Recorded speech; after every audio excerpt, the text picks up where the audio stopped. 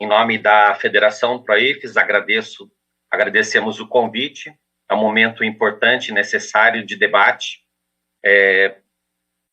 Primeiro, preciso concordar com a fala da Rosilene Correia, representante da nossa entidade co-irmã, CNTE. São várias questões que nos trazem para esse debate, de preocupações e de elementos que a gente pode considerar. Primeiro, a ProIFES Federação ainda não tem uma posição fechada, favorável ou contrária ao objetivo dessa PEC. O assunto ele é objeto de debate no interior da federação, por meio de GTs, grupos de trabalhos específicos que nós temos, o GT Educação e o GT Carreiras. E esse debate certamente vai se desdobrar no primeiro semestre do ano que vem. Nós temos muitos professores que individualmente são favoráveis a essa proposta, mas nós precisamos aprofundar e qualificar esse debate.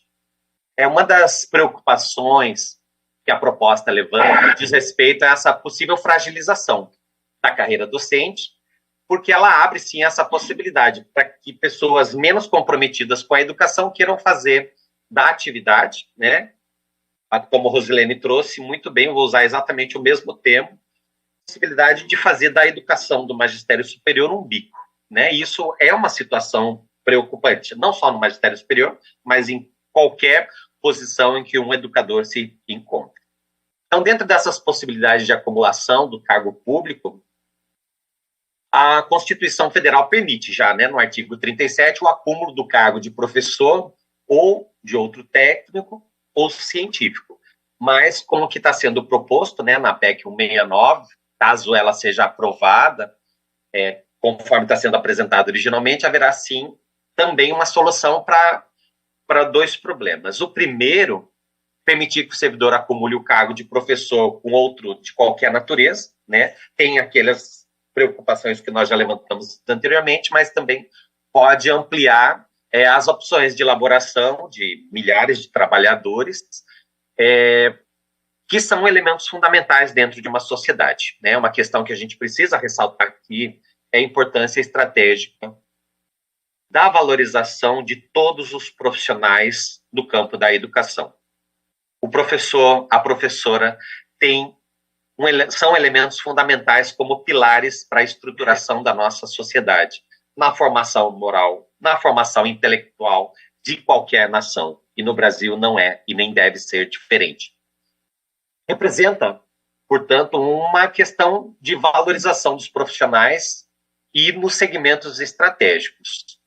A segunda questão é uma questão da judicialização, que já tem acontecido, né? E o artigo 37 traz um termo técnico que gera para a nossa categoria uma insegurança jurídica, levando um grande número de processos com o intuito de definir o conceito desse termo.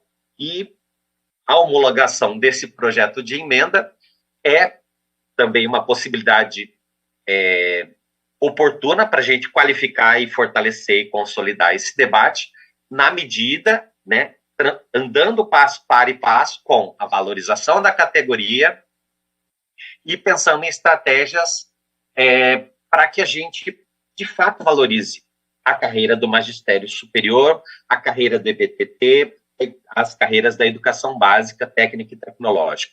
É fundamental e necessário a gente pensar em ações estratégicas para que profissionais da educação sejam valorizados.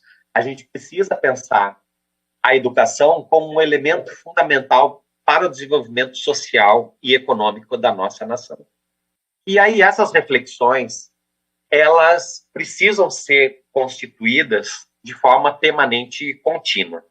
Não tem como a gente pensar em soluções básicas e fundamentais quando a gente pensa, né, pensando aqui trazendo os exemplos dos IEFs e das UEFs, os professores já precisam dar conta do ensino, mas também pensando no tripé: ensino, pesquisa e extensão. Então, quando a gente pensa num professor, numa professora que é dedicação exclusiva, ele tem essa perspectiva justamente de desenvolver competências e habilidades nessas 3 áreas do conhecimento, do ensino, da pesquisa e da extensão. E para isso nós precisamos pensar da melhor forma possível na valorização dessas carreiras, para que essas carreiras sejam de fato atrativas, para que os nossos melhores estudantes não queiram sair do país para fazer ou para continuar suas pesquisas.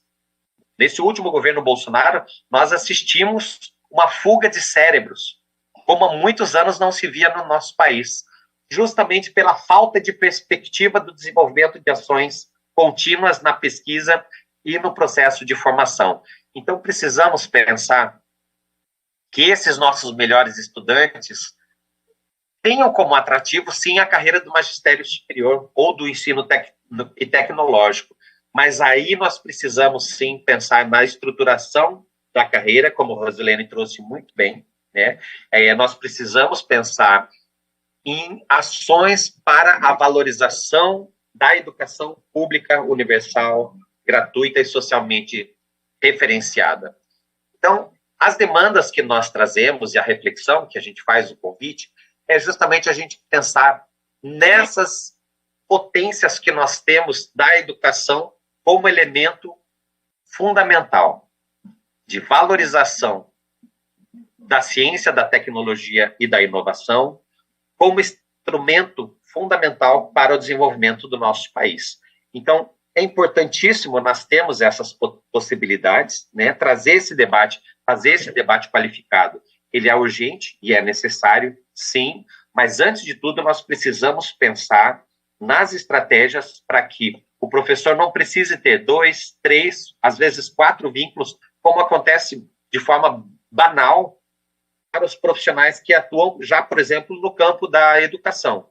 Eu vou trazer um exemplo concreto e material da minha área. Eu sou professor do Magistério Superior do campo do Centro de Ciências da Saúde, aqui da Universidade Federal do Rio Grande do Norte. Dentro do Centro de Ciências da Saúde, né, são os cursos da área da saúde, a medicina, odonto, enfermagem, nutrição, fisioterapia, fonoaudiologia. A esmagadora maioria dos professores já não é 40 horas com dedicação exclusiva, justamente porque eles têm o interesse de manter o consultório privado, né, onde eles conseguem, certamente, maiores valores, maiores recursos do que o próprio salário que o magistério superior oferece com a dedicação exclusiva. Mas é importante, fundamental e necessário que exista, sim, uma atratividade para que a gente não tenha o apagão nas várias áreas, né? Nas áreas de ciência, tecnologia e inovação, na área da saúde, né? Medicina, odonto, enfermagem, nós temos algumas disciplinas onde não se conseguem mais agregar, não consegue mais trazer professores para os concursos públicos, porque o salário, simplesmente, ele não traz nenhum tipo de atrativo.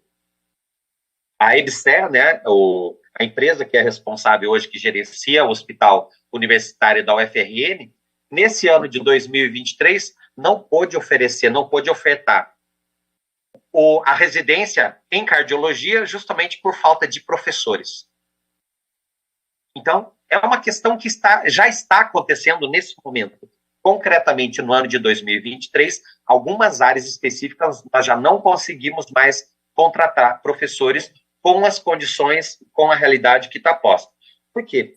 Quando a gente olha, né, o quadro de salários dos professores, existe já essa disparidade enorme, né, entre as carreiras dos municípios, as carreiras dos estados e as carreiras federais. Primeiro que nós precisamos pensar em estratégias para que não exista uma disparidade tão grande.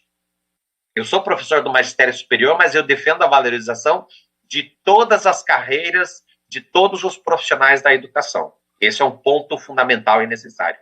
A segunda questão, nós precisamos da valorização para que esses profissionais tenham essa potencialidade de irem se aperfeiçoando no decorrer do magistério, no decorrer do exercício do seu magistério. Então, professoras e professores precisam ter tempo para estudar, precisam ter tempo para fazer as suas pós-graduações, as suas especializações, mestrados e doutorados, e possam ter também a potência de fazerem pesquisa e extensão, e que isso não seja exclusividade do magistério superior. Então, são vários elementos em que a gente traz para a reflexão que É um convite justamente a gente pensar qual é o país que nós queremos para daqui 15, 20 anos, né? Porque quando a gente pensa 2040, né, quando os maiores estudos dizem que nós vamos ter um apagão de mais de 200, um déficit de mais de 200 mil professores, a situação não está tão longe assim quanto aparenta, né? 17 anos passam rapidamente. Então, as decisões que vão ser tomadas agora, elas vão repercutir em curto, médio e longo prazo, mas nós precisamos ter essa responsabilidade de um compromisso dessa casa para que a gente, acima de tudo, valorize professoras e professores, trabalhadoras e trabalhadores da educação. Esse país precisa estabelecer como uma das prioridades fundamentais aquilo que está na nossa Constituição, né? O direito à saúde, o direito à educação e a responsabilidade do Estado brasileiro para coordenar esse processo formativo, porque sem o avanço da ciência, tecnologia e inovação, o avanço da educação, não temos potência para chegarmos de fato aonde a gente sonha, né, de um país socialmente justo, potencialmente desenvolvido e muito mais livre das iniquidades que a gente vivencia nos dias de hoje aqui no nosso país. Então, essa é a minha contribuição. Obrigado pela disponibilidade e pelo tempo.